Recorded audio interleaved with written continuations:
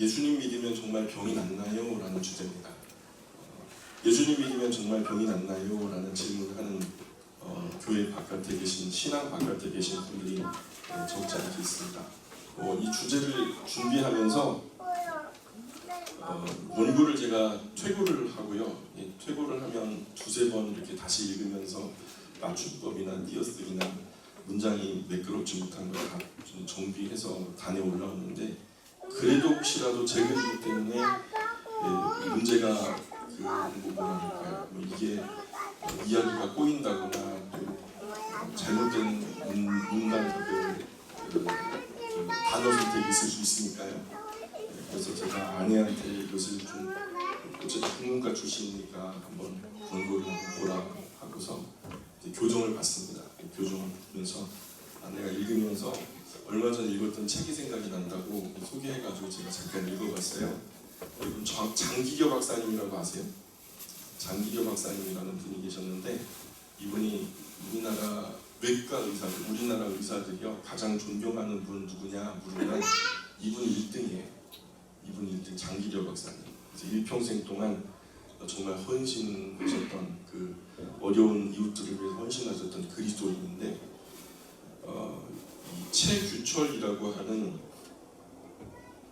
한 사립 그 학교 교장 선생님이 이분에게 한번 그 큰 죽음의 위기에서 이제 자기의 생명을 건졌던 얘기가 있어요. 그래서 이분의 전기가 나온다고 하니까 이 추천하는 글에다가 출간에 붙이는 글 해가지고 앞서가지고 그 장기료 박사님의 이야기를 갖다가 자기의 개인적인 이야기를 열어놓았던 것이 있는데, 제가 그 부분이 너무 감동적이라 한번 읽어드리려고 제가 가지고 나왔어요. 이렇게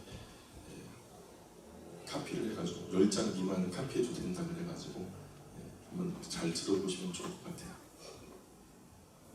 장기료 박사님, 그분 생각이 날 때마다 이미 타버린 눈물샘 때문에 흐르지도 못하는 눈물을 속으로만 삼킵니다. 이분이 그 교통사고가 나가지고 그 안에 있었던 신나이라는 거 있잖아요. 휘발성 그 물질 있잖아요. 페인트에 타졌으면 그게 터지면서 온몸을 뒤집어쓰고 거기에 불이 붙은 채로 온몸에 극심한 화상을 입었던 분이시거든요. 네. 그 분이 지금 이 이야기를 하고 있는 거예요. 1968년 10월 30일 하루아침에 내 운명이 바뀐 그날은 하늘이 맑았고 바람이 솔솔 부는 좋은 날씨였습니다. 덴마크 유학에 돌아와 농촌 운동하던 나는 그날 양계장 견학을 마치고 회의에 참석하러 가고 있었습니다. 시간이 조금 늦은 바람에 지름길로 달리게 되었는데 그 길은 너무 험해서 지나가는 차도 사람도 별로 없이 한적했습니다. 그런데 어느 순간 우리가 탄 미니버스가 앞머리부터 기울기 시작하더니 약 10여 미터 아래 언덕으로 구르기 시작했습니다. 미처 정신을 차릴 새도 없이 차는 순식간에 뒤집혀 버렸습니다. 그때 차 안에는 유아원 바닥을 칠할 때 쓸 신호 2통이 실려 있었습니다. 결국 우리는 그것을 온몸에 뒤집어 쓰고 말았습니다. 그리고 얼마 뒤 신호는 여기저기서 튀어오른 불꽃에 다 펑 하고 폭발했습니다. 그와 동시에 우리들 몸은 시뻘건 불길에 휩싸였습니다. 나는 정신을 놓지 않았습니다. 그리고 창문을 힘껏 발로 차고 깨진 창틈으로 나와 동료들을 끌어내기 시작했습니다. 그러나 온몸에 붙은 불은 아무리 털어도 꺼지지 않았습니다. 마침 아래쪽 문에서 일하던 농부들이 뛰어나와 입고 있던 옷을 벗어 불을 꺼주었지만 내 몸은 이미 한참이나 타버린 뒤였습니다. 도저히 살 수 있을 것 같지 않았습니다. 덴마크에서 돌아와 시작한 일이 몇 가지가 있었습니다. 그 가운데 2가지가 되긴 아주 중요했는데, 부산 보금병원 원장으로 계시던 장기료 박사님과 시작한 청식자 운동과 부산 모임이었습니다. 나는 이 2가지 일에 대해 장 박사님께 유언이라도 하고 죽어야겠다고 생각했습니다. 엉망이 된 몸을 이끌고 지나가는 차를 향해 손을 흔들었습니다. 하지만 아무도 세워주지 않았습니다. 기사들은 나를 보면 도망가느라 정신이 없었습니다. 사람이 죽어가는데 덴마크에서는 이러지 않아. 아무리 고함을 쳐도 나를 태우려고 서는 차는 없었습니다. 트럭도 자가용도 모두 그냥 지나갔습니다. 그때 이상하게 오른쪽 눈 앞에 숯불처럼 뻘겋게 되더니 사르르 꺼져버렸습니다. 아마도 깨진 자동차 유리창 파편이 오른쪽 눈동자 속으로 파고 들어간 모양이었습니다. 나는 그때 한쪽 눈을 잃었습니다. 그렇게 약 30분쯤 지나서야 동네 파출소에서 달려온 순경이 지나던 택시 한 대를 강제로 잡아주었습니다. 나는 장기려 박사님의 이름을 애타게 불렀습니다. 보건병원에 도착했을 때 장 박사님은 회의 때문에 시내에 나가고 계시지 않았습니다. 나는 수술대에 누운 채 가능한 빨리 장 박사님 불러달라고 애원했습니다. 빨리 박사님 만나서 그동안 애써 버려놓은 의료조합 일에 대해 유언을 해야 되겠다는 생각뿐이었습니다. 그리고 얼마 지났을까 장 박사님이 뛰어오셨습니다. 최 선생, 이게 어떻게 된 거요? 박사님, 제가 몇 시간을 더 살지는 모르겠습니다. 총십자 운동이랑 부산 모임만큼은 꼭 잘 되도록 이끌어 주십시오. 제발. 유언처럼 말을 마치자 장 박사님은 온 몸을 소독하고 이곳저곳 살피기 시작했습니다. 그야말로 혼신의 힘을 다한 6시간에 넘는 응급처치였습니다. 당장 수술을 받는 것도 위험했습니다. 의사들은 하나같이 살 가망이 없었다고 말했지만 그래도 나는 사는 데까지 살아야겠다는 생각으로 버텼습니다. 물이건 우유건 주는 대로 젖 먹던 힘까지 다 해마셨습니다. 그 사이 장기려 박사님은 부산에서 제일 큰 침례병원의 외과 과장으로 있던 테보라라는 미국인 의사를 데려와 나를 보였습니다. 우리 병원에는 화상을 치료할 약이 없습니다. 전문 의사도 없고 시설도 부족합니다. 시설이 좋은 그쪽 병원에 입원시키면 살릴 수 있지 않겠습니까? 테보 박사의 입에서 나온 첫 마디는 호플리스, 가망이 없습니다 였습니다. 그래도 혹시 목숨만이라도 살릴 수 없을까요?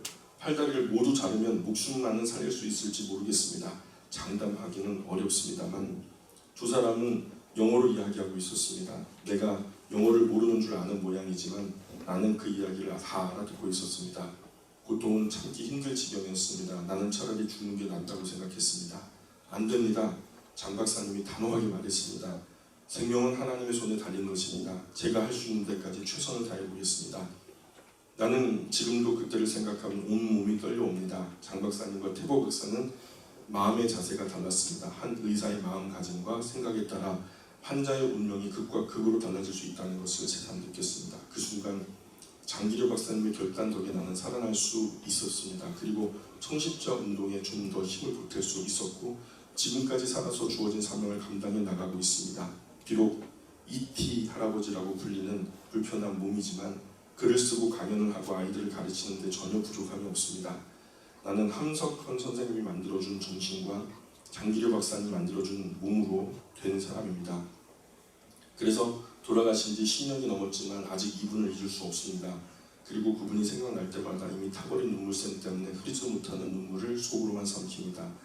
그분 이야기가 책으로 만들어져 나온다고 하니 감회가 새롭습니다. 전쟁 영웅이나 정치가들보다 먼저 기억되었으면 싶은 아름다운 의사 한 분이 우리 곁에 있었다는 것을 우리 청소년들도 알 수 있게 되었기에 말입니다. 그분 무덤에 세운 비석 뒷면에는 내가 쓴 비문이 새겨져 있습니다. 그 글귀를 다시 한번 마음에 새기며 맺고자 합니다.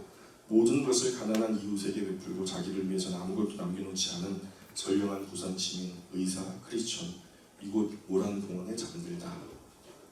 이런 글입니다.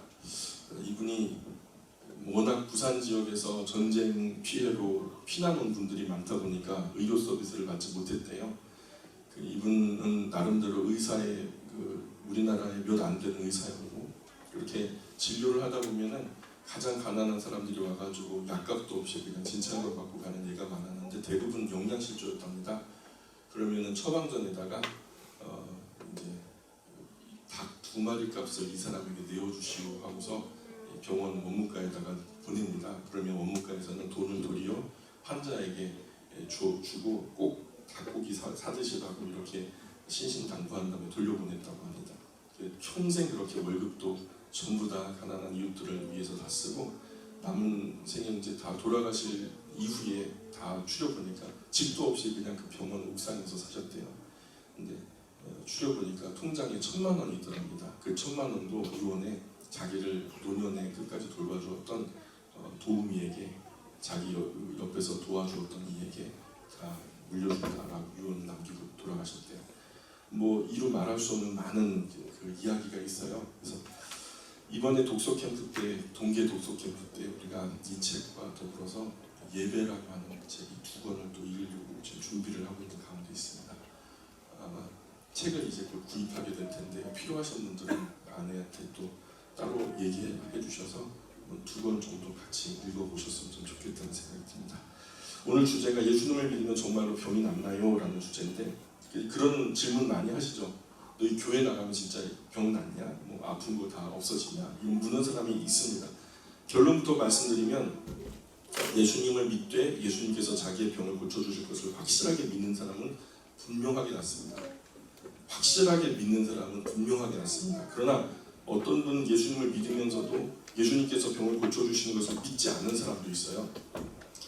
이런 사람의 병이 낫는다는 그 보장은 없어요.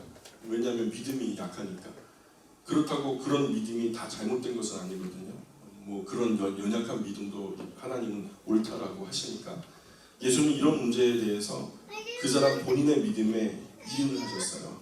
그 사람 안에 믿음이 있는 것을 보시고 이런 이야기가 성경에 자주 등장하거든요. 그래서 성경에서 예수님은 모든 병을 다 고쳐주시겠다고 하신 것이 아니라 네 믿음대로 될지어다 이렇게 말씀하셨던 것들이 있습니다. 우리 주변에 사랑하는 사람이나 또는 친한 지인 또 정말 사랑하는 사람이 정말 못된 병에 걸려가지고 투병 생활하고 고통받는 분들이 있을 겁니다. 이 성경의 원리가 잘 전달된다면 그래서 의심 없이 믿게 된다면 병이 낫게 될 줄 믿습니다. 사실 예수님께서 오셔서 처음 전하신 복음이요. 즉 처음 기쁜 소식이잖아요. 복음이 기쁜 소식인데 처음 어떤 기쁜 소식을 주셨냐면 예수 믿으면 천국 간다라는 기쁜 소식이 아니라 병을 치료해 주시는 기쁜 소식을 주셨다는 거예요. 예수님께서 십자가에 못 박혀 우리 죄를 사하여 주신 것은 예수님이 돌아가시면서 마지막에 우리에게 주신 일이고 예수님이 사시는 동안에 늘 찾아가셔서 이 세상에 소외된 사람들, 외로운 사람들, 낮은 사람들, 죄 많은 사람들 가운데 오셔서 이런 어려운 사람들을 물리치지 않으셨고 괄시하지도 않으셨고 모두 다 받아주셨어요. 뿐만 아니라 아주 중한 병들을 고쳐주셨다는 거죠. 사실 복음서 절반이 예수님께서 병을 고쳐주시는 사건들로 기록되어 있어요. 우리 개념에는 사실 불치병도 있죠. 우리 현대의학이 아무리 발달됐다 하지만 아직도 치료되지 않는 병이 있어요. 난치병. 치료가 되지만 정말 난감한 거죠. 그 말 그대로. 불치병, 난치병이 우리 개념에 있지만 그러나 복음서에 나타난 예수님께는요. 불치병도 난치병도 없어요. 그렇게 생경없게 태어난 사람도 그렇지 않게 온전하게 회복되어지는 것을 보게 됩니다. 무슨 병이든지 예수님께 나아가면 모든 병이 고침을 받았다라는 거죠. 예수님께 많은 사람들이 찾아왔던 것도 사실은 그분의 뭐 하나님 나라의 이야기라든가 뭐 복음을 듣겠다 뭐 이런 이야기가 아니에요. 대부분 병 고침을 받고자 예수님 앞에 나왔다라는 거죠. 예수님께서 전하시는 독특한 말씀을 사모해서 오는 사람도 물론 있었죠. 근데 되게 굉장히 희귀했고요. 질병을 고치시는 것을 보려고 오는 분들이 대부분이었다라는 겁니다. 대부분 평생의 고질병. 그 시대 당시에 고질병이라면 대표적으로 나병이겠죠. 나환자, 난치병, 불치병 이런 것을 치료하고 싶어서 오시는 분들이 많았다는 거죠. 때문에 이런 소식이 온 지역에 퍼져서 수많은 사람들이 몰려왔어요. 벳세다 들판에서 예수님께서 오병이어 사건을 펼치시죠. 그래서 장성한 남자만 술을 헤아리게 돼 있는데 그 장성한 남성을 술을 헤아려 보니까 몇 명이었냐면 5,000명이나 되었다라는 거죠. 그러면은 여기에 여자와 아이들까지 합치면 15,000명, 뭐 2만 명 가량 됐을 것으로 예상이 됩니다. 그 많은 사람이 와가지고 예수님께 병을 고쳐주시는 것을 그 기적을 다 목격한 거예요. 한두 사람만 비밀스럽게 본 게 아니라 골방에서 몰래 치료해 주시는 것을 본 게 아니라 열려진 공간에서 많은 사람들이 보는 가운데 수천 수만의 사람이 예수님께 오면 병을 다 고침받는다는 것을 눈으로 목격하고 확인하는 거죠. 그리고 성경의 그 역사의 사실을 기록하고 있어요. 당시에 난치병으로 여겨졌던 병이 나병이죠. 나병, 중풍병, 요즘 한센신병이라든가 뭐 뇌졸중이라든가 그죠? 그러면서 태어나는 순간부터 뭐 앞을 보지 못하는 소경, 앉아서 태어나는 순간부터 아니면 그 이후에 어떻게 뭐 어떤 사건을 통해서 뭐 안진뱅이가 됐는지 모르지만 앉아서 거동하지 못하는 하지를 쓸 수 없는 사람, 그리고 38년이나 전신이 마비가 돼가지고 방치된 채로 삶의 희망을 포기했던 그런 사람도 예수님을 만나게 돼요. 그러면서 질병에서 치료를 받게 됐어요. 성경이 나타나는 기록들이거든요. 일어났어요. 눈을 떴고요. 중풍병에서 또는 나병에서 자유를 얻었어요. 그 병이 그 사람들을 괴롭히지 못하게 되었다는 거죠. 구부러져서 펴지지 않던 어떤 분의 허리도 펴주셨고요. 귀신 들려서 제대로 된 정상적인 삶을 살지 못했던 사람도 예수님이 그 앞에 가니까 귀신이 떠나가면서 그 귀신과 함께 들어왔던 질병도 떠나간 예도 있어요. 그러니까 복음서에는 이런 사건들로 가득 차 있습니다. 어떤 분은 병을 고치려면 모든 죄를 다 회개해야만 병 고침을 받을 수 있다고 주장했어요. 어떤 분은 병이 고쳐지지 않는 것은 그 뭐냐면 죄가 있어서 아직 병이 고쳐지지 않는다. 그러면 우리 건강하게 사는 사람들은 아무도 죄가 없는 겁니까? 그게 아니잖아요. 근데 성경에 보면 절대로 그렇지 않아요. 예수님은 죄가 있어도 질병을 치료해 주셨던 예가 많이 나와요. 예수님은 먼저 질병을 고쳐주셔요. 그 사람이 절박하니까요. 너무 아프고 힘드니까요. 삶이 절대로 정상적이지 못하니까요. 그 정도의 궁지에 몰리고 사람이 죽을 위기에 몰리면요, 사실 정상적으로 살아간다는 건 참 쉽지 않아요. 어떻게 해서든지 살려면 죄를 저지르는 수밖에 없죠. 먹을 것이 없으면 남의 거 훔쳐서라도 먹어야 되니까 살려면. 그러니까 예수님은 그들의 죄를 묻지 않아요. 그런 어려운 지경에 있는 사람들에게 너 죄가 무엇이냐면 오자마자 비참해질 거 아닙니까? 먼저는요, 그 이유를 묻지 않으시고 병을 고쳐주세요. 그리고 봐라, 이제 나았지? 그러니까 앞으로는 더 심한 것에 걸리지 않도록 죄를 짓지 마라. 모든 병이 죄를 지어서 걸린다는 그런 말씀을 드리는 게 아니에요. 간혹 어떤 병은요, 죄로 인해서 오는 경우가 있는 것 같아요. 또 간혹 어떤 병은요, 귀신이 가지고 들어오는 것도 있는 것 같아요. 왜냐하면 성경이 그런 것을 말씀하고 있으니까. 그래서 지금 예수님께서 치료해 주시는 그 대상도요, 사실은 어떤 잘못으로 인해서 질병이 들어온 것으로 여겨지고 있어요. 왜냐하면 더 심한 것이 걸리지 않도록 죄를 짓지 마라 이렇게 당부하시는 말씀을 들으니까 그렇게 말씀하시고 편안하게 치료하시고 보내주셨거든요. 성경에 병든 사람이 고침을 받는 여러 경우가 있어요. 여러 경우 중에 하나는 원래 우리가 그런 기적들을 매일 경험하고 사는데 우리가 의식하지 못하는 경우가 있거든요. 이게 뭐냐면 저절로 치료가 돼요. 막 어떤 분은 귀가 많이 아팠어요. 많이 아팠는데 며칠 지나니까 괜찮아졌어요. 그 왜 괜찮아진 거죠? 저절로. 왜냐하면 하나님께서 우리 몸이 병에 걸려도 저절로 고쳐지도록 설계해 놓으셨어요. 우리가 웬만큼 다른 장난치거나 못되게 사용하거나 용도가 아닌 다른 방법으로 사용하게 되면 망가져도 고쳐지지 않는데, 우리가 웬만큼 그 병에 걸려도 웬만하면 저절로 다 고쳐지도록 설계해 놓으셨다는 거죠. 병에 대한 이 저항력, 면역성, 항체, 항상성이라고 자꾸 자기를 회복하는 거예요. 우리가 그런 기능으로서 저녁에 잠이 드는 것도 사실 그런 치유의 일환이거든요. 그러니까 모든 몸이 사지백체가 다시 한번 치료되어지는 그런 과정에 하나님께서 하루에 한 번은 완전한 케어를 해주셔요. 완전히 머리끝부터 발끝까지, 정신부터 영혼까지를 완전히 케어를 해주시는데 그 중요한 치유 과정이 바로 잠이라는 거죠. 근데 이 잠을 너무 가볍게 여기면요, 병이 떠나가지 않아요. 주무실 때 주무시고 일어날 때 일어나셔야 되는데.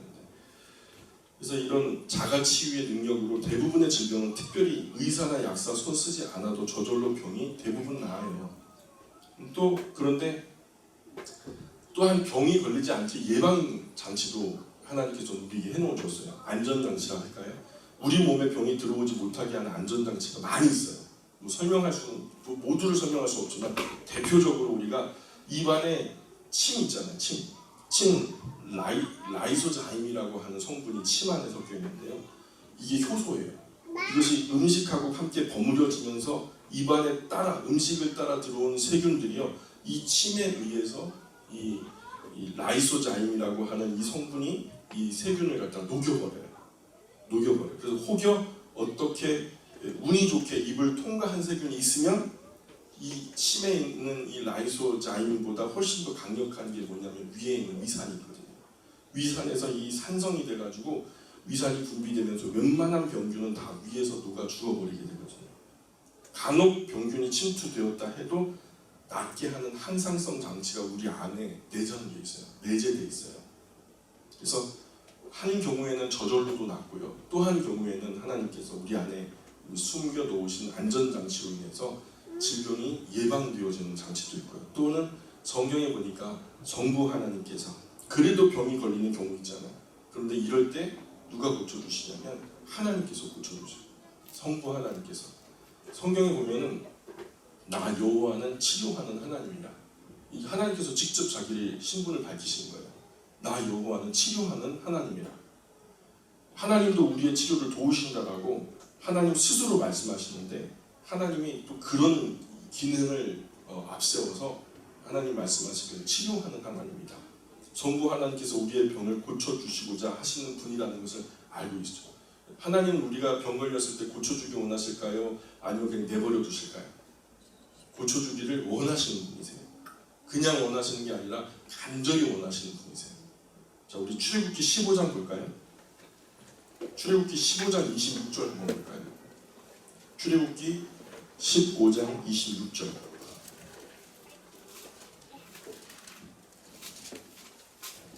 출애굽기 15장 26절 같이 읽어보겠습니다. 시작. 이르시되 너희가 너희 하나님 나 여호와의 말을 들어 순종하고 내가 보기에 의를 행하며 내 계명에 귀를 기울이며 내 모든 규례를 지키면 내가 애굽에서 내린 모든 질병 중 하나도 너희에게 내리지 아니하리니 나는 너희를 치료하는 여호와임이라. 자, 나는 너희를 치료하는 여호와임이라. 하나님께서 자기를 따르고 순종하는 자들에게 자기의 말을 잘 알아듣고 알아먹는 자들에게 치료해 주시겠다라고 약속하시는 장면이죠. 또 병에 걸리지 않는 예방책도 율법에서 말씀해 주시고요. 위생법이라든가 전염병이 옮지 않도록 또 그 병에 걸렸어도 어떻게 치료해야 되는지에 대한 방법들도 다 설명해 주셨고, 그러니 성부 하나님은 우리의 병이 낫기를 원하시는 분이다. 또 성자 예수님도 우리를 낫기 원하시는 거죠. 성자 예수님 얼마나 우리의 질병을 고치고 싶어 하시는지 몰라요. 절대로 그 질병이요 있는 채로 죽기를 원치 않으시는 분이 성자 예수님이세요. 예수님은 심지어 병 고쳐주시는 것 때문에 말썽이 난 적도 있어요. 그저 그냥 하루 이틀 좀 늦게 고쳐주셔도 될 텐데 예수님 눈에는요 마치 웅덩이에 빠진 소가 조금 건져주지 않으면 그 웅덩이에 빠져서 죽어갈 것처럼 너희 중에 그 소가 웅덩이에 빠졌으면은 그날이 안식이라고 뭐 안 건져주겠니? 하면서 예수님은 나는 그럴 수 없는 존재다라고 말씀하셨거든요. 왜냐하면 우리가 몸에 병에 걸리면 안식일이든 어떤 밤이든 낮이든 새벽이든 할 것 없이 예수님은 고쳐주기를 원하셨어요. 그날도 안식일이었거든요. 그 안식일에 사실은 유대인들의 법에 의하면 유대인들의 자기들의 이제 율법을 따르고 지킨다고 하는 의미로서 일을 하면 안 된다라는 거죠. 그런데 예수님께서 그날 병을 고쳐주신 거예요. 근데 그 병 고친 것이 노동을 했다 이렇게 간주를 해가지고 예수님께서 안식일에 병을 치료하는 노동을 했던 것을 안 그래도 감시하고 있는데 즐겨 병을 치료하시니까 그것을 감시하고 있었는데 예수님이 아니나 다를까 안식일이 되었는데 이 병을 고쳐주시더라는 거죠. 조금 참았다가 하루 지나서 다음날 치료해 주셨으면 쓸데없는 갈등도 없었을 텐데 예수님은 병든 사람의 입장에서는요 그날이 주이든 아니면 평일이든 간에 1분 1초라도 빨리 낫는 것이 소망 아니겠어요? 그들의 간절함 아니겠어요? 예수님이 그 마음을 아시는 거죠. 그 마음을 체휼을 하셨다라고 말씀하시니까 그 절박한 고통과 아픔을 체감하시고 체휼하시고 고쳐주셨어요. 의사들은 나중에 다시 오세요. 대학교 교수 그 의사님들은 막 이미 환자들이 밀려 있어요. 작게는 몇 개월, 또 길게는 막 몇 년까지. 유명한 교수님들은 몇 년을 후에도 못 만나요. 그분 기다리다가 하늘나라 가버려요. 그 정도로 인기가 많은데 예수님은 절대로 그러지 못하시죠. 그런 성품 자체가 안 되세요. 그분의 성품이 그런 걸 어떻게 합니까? 병든 사람만 보면 안 고치고는 못 베기는 성품이세요. 우리 예수님, 성자 예수님도 우리를 고쳐주기 원하시고, 성경에서 또 성령 하나님도요, 사도행전에 보면은 성령 하나님의 행전이잖아요. 거기 보면은 성령 하나님도 사람의 병을 즐겨 고치셨어요.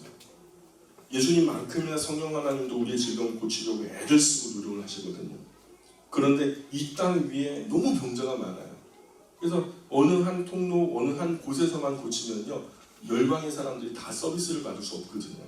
그래서 성령 하나님은 교회 안에 어떤 특별한 사명의 사람을 갖다 세워주시고, 그 특별한 사명의 사람에게 자칫 교만하지 않고 자칫 그런 영광의 순간에도 넘어지지 않을 그런 인격을 갖다가 이렇게 살펴보시다가 때에 따라 어떤 이에게 병을 고치는 은사라는 것은 선물이죠. 그 병을 고치는 어떤 선물을 주셔요.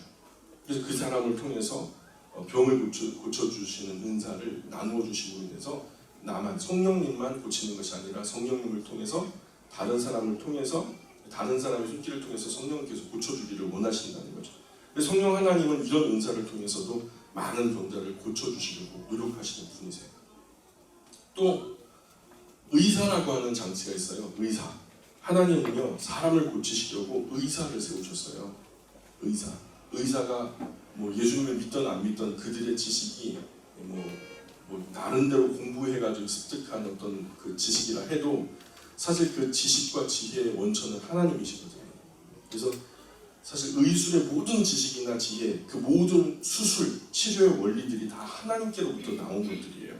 그래서 그들이 그곳에서 하는 것은요, 사실 소명해야 되는 거예요. 하나님의 부르심 때문에 자기들이 무엇 때문에 일을 하는지 알지 못하고 그냥 밥벌이 수단으로 폼이 나니까, 또 나름대로 명예가 있고 어떤 존경받는 위치니까 그렇게 했을지는 모르지만, 하나님은 그들의 기능들을 지금도 사용하고 계시다는 거죠.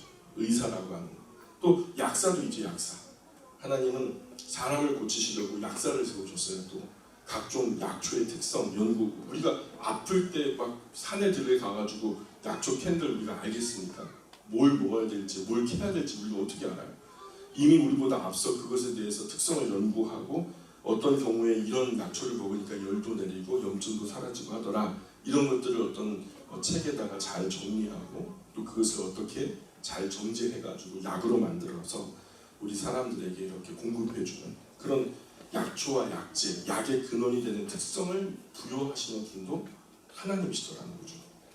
그래서 하나님께서 웬만한 것은 사람 안에 자동으로 자가치료 기능을 심어 놓으셔서 웬만큼 장난치지 않으면, 여기서 말하는 장난은요, 음식이 아닌 것을 음식으로 먹는다든가, 그죠?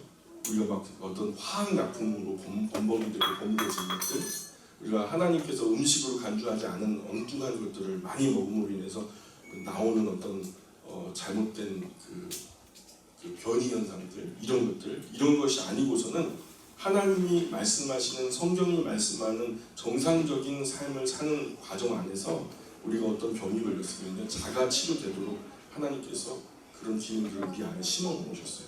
그래서 성부 하나님도요, 또 성자 예수님도, 성령 하나님도, 성삼위 하나님께서도 우리의 질병을 간절하게 고치기를 원하신다는 거죠. 또 어떤 이들에게는 병 고치는 은사를 나누어 주셔서 병을 고치기를 또한 원하시고요.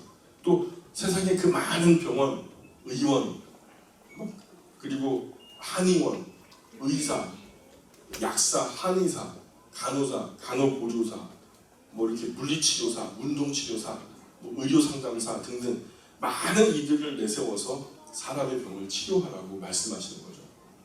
하나님은 우리의 병을 고치기를 원하세요. 또 지금도 하나님은 그러기를 노력하고 계시고, 또 그런 것을 기뻐하시죠. 그렇기 때문에 어지간히 잘못해가지고 병이 걸려도 다 고침을 받을 수 있는 길을 열어놓으셨어요. 어떤 분은 나는 믿음이 없어서 병원에 왔다, 하나님께 기도하고 나야 되는데 내가 믿음이 없어서 의사에게 와가지고 이렇게 진찰을 받는다 생각하시는데 전혀 아닙니다. 병원을 가는 것도 사실은 믿어야 가잖아요. 그죠? 병원, 의사, 뭐 의원, 약사 다 하나님께로부터 나온 사람들이에요. 하나님은 그들을 통해서 하나님의 형상대로 지으신 사람이 더욱 온전하게 되기를 기뻐하고 원하세요. 그래서 의사와 약사는 하나님께서 보내주신 AS맨이다 이렇게 생각하시면 좋아요. 그러니까 하나님, 그들은 모르지만 왜 내가 이 사람들을 고쳐줘야 하고 뭐 그 직업으로만 생각하고 숙명처럼 받아들이지만 하나님은 아시죠. 내가 그들을 거기 세웠다는, 고레스처럼 자기도 알지 못할 때. 그래서 그 지식과 지혜, 그 많은 의학의 원리들을 하나님께서 열어놓으시고 인간으로 습득하게 하셨고, 그 기능들을 통해서 자기 형상대로 지음받은 사람들의 문제가 생겼을 때, 육체적인 문제, 정신적인 문제가 생겼을 때 그 기능들을 통해서 고치기를 원하신다는 거죠. 우리의 몸은 물질적인 부분이잖아요. 우리가 뭐 영으로만 사는 게 아니잖아요. 물질적으로도 육체적으로도 사니까요. 오래 사용하면요 당연히 삐그덕거리죠. 막 60년, 70년 걸으시면요 무릎에서 뚝뚝 소리 나고 삐그덕거리고 그렇죠. 예, 그런단 말이죠. 그리고 망가지거나 노후화되거나, 예, 그죠? 언젠가는 반드시 고장나게 되어 있어요. 그래서 고린도 후서 4장 16절에 보시면 이런 말씀이 나와요. 그러므로 우리가 낙심하지 아니하노니 겉사람은 후패하나 우리의 속은 날로 새롭도다. 여기서 중요한 한 가지 원리는 뭐냐면 겉사람은 후패한다라는 거예요. 겉사람은 점점점 망가져 간다라는 것을 성경이 증언하고 있어요. 이게 성경이 가르치는 건데, 그렇게 겉사람이 고장 나더라도 하나님께서 고쳐주신다는 것을 믿으면 그 믿은 대로 앞서 거론한 여러 방법과 통로들을 통해서 치료해 주신다는 것을 성경은 우리에게 보여주고 계시죠.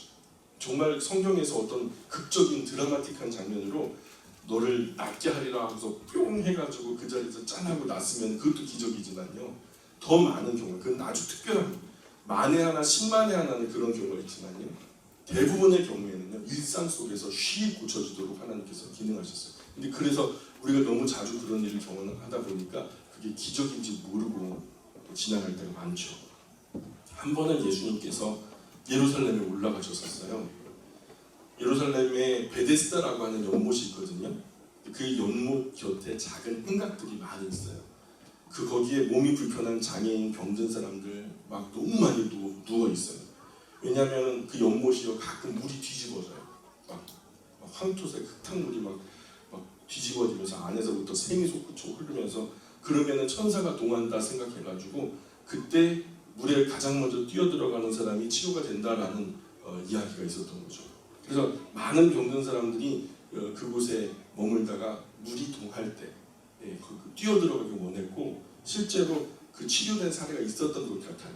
그래서 많은 병든 사람들이 그 연못가에서 기다리다가 물이 움직이면 쏜살같이 뛰어들어가서 병을 치료하기를 원했다라는 거죠. 그런데 예수님께서 그곳에 찾아가셨을 때는요 38년 동안이나 치료받지 못하고 방치된 병자를 보시게 된 거예요.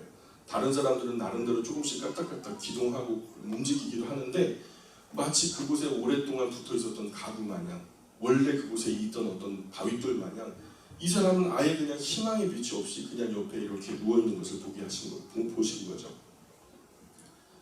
예수님께서 그 38년 동안 치료받지 못한 그 병자를 바라보면서 혹시라도 오늘 다른 친구들이 다 잠들고 새벽녘에 물이 동하면 나는 꼼지락꼼지락 기어서라도 들어갈지 몰라 하는 그 허무한 어떤 희망을 가지고 베데스다 연못가에 38년 동안 누워 있었던 거 아니겠습니까?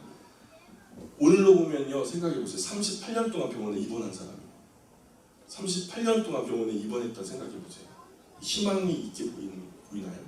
우리의 실존이죠. 하나님 없는 우리의 실존, 전혀 소망이 없는 상태. 근데 이 병원에 입원한 채로 38년, 그것보다는 훨씬 더 비참하겠죠. 정말 안타까운 상황인 거죠.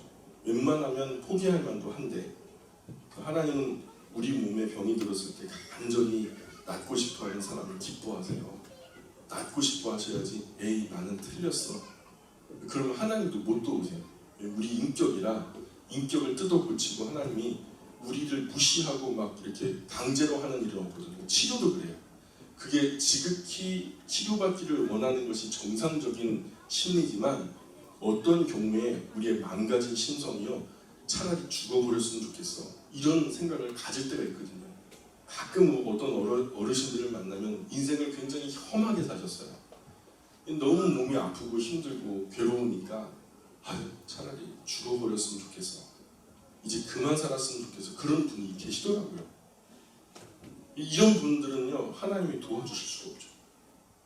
낫고자 노력하고 병마와 맞서 싸우려는 투병 의지가 있는 사람을 하나님 기뻐하시죠. 포기하면 하나님도 어쩔 수가 없어요. 그러니까 혹여 우리 자신이나 우리가 사랑하는 사람, 우리 주변에 친밀한 지인 중에 아픈 분이 있다면 끝까지 포기하지 마시라고 부탁드려야 돼요.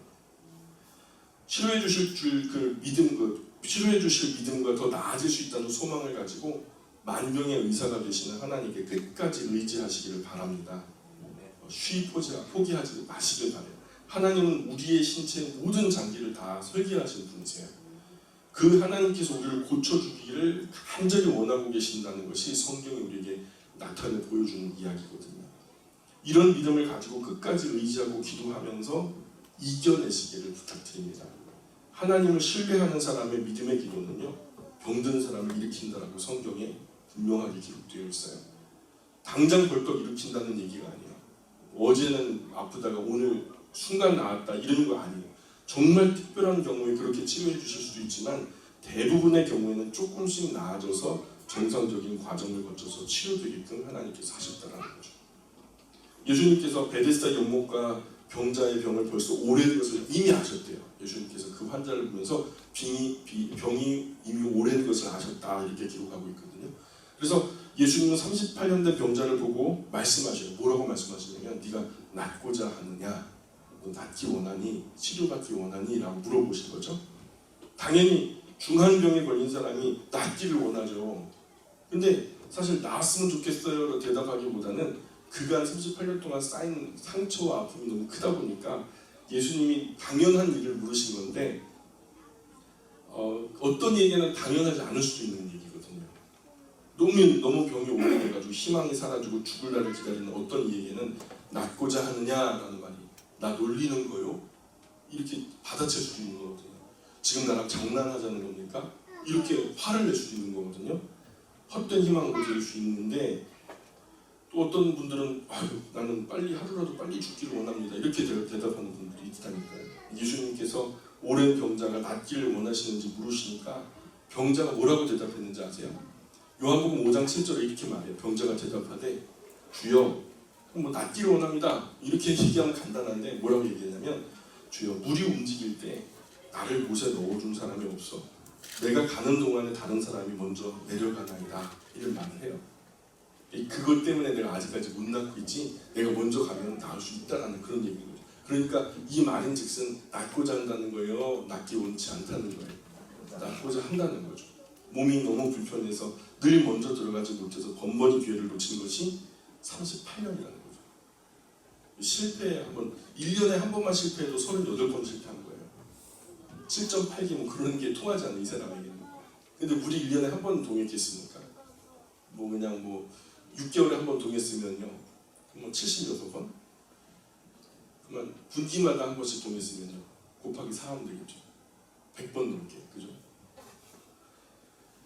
참 그러면 집에 가서 더 이상 이렇게 많은 실패를 하니까 밥 먹기 실패를 하니까 좀 빨리 집에 가가지고 거기서 그냥 조용히 좀 괴롭기나 하지 말던가. 뭐하러 여기 누워 있냐는 거죠. 근데 신락 같은 기회라도 혹시 다른 어떤 이들이 다 잠든 새벽에 너무 피곤해갖고 지쳐갖고 아무도 일어나지 못하는 새벽 어느 즈음에 혹여 다가올 하늘의 희망이라도 붙들고 싶은 낫고 싶어하는 강렬한 절박함이 이 병자에게 있었던 거죠. 가능성이 없을 것 같은 작은 기대라도 꼭 쥐고 기다리는 거예요. 이 낫고 싶어하는 간절함을 예수님은 읽어내시고 병자에게 말씀하시기를 요한복음 5장 8절에 이렇게 말해요.